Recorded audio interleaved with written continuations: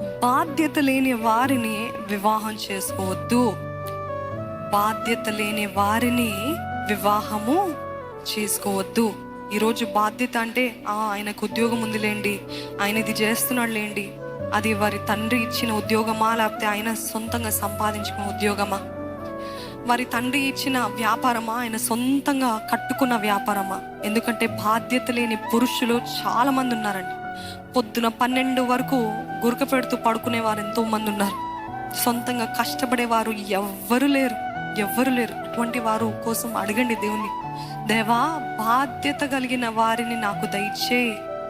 బాధ్యత వారి జీవితం పట్లనే లేదు. ఎంతసేపు తినడము, పడుకోవడము, మరలా లెగటము, మరలా స్నేహితులు అని వెళ్ళటము.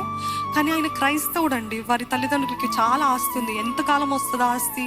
ఎంతకాలం ఆస్తి పైన బ్రతుకుతారు? But he is an irresponsible man. బాధ్యత లేని వాడు.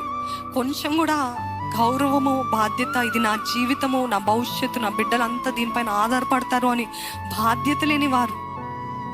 ఎవరో వారి తల్లిదండ్రులు గొప్పలు కాబట్టి మీరు ఆ బాధ్యత లేని వ్యక్తిని వివాహం చేసుకున్నట్లయితే బ్రతుకుంత వివాహ జీవితం అంతా కూడా నరకమే.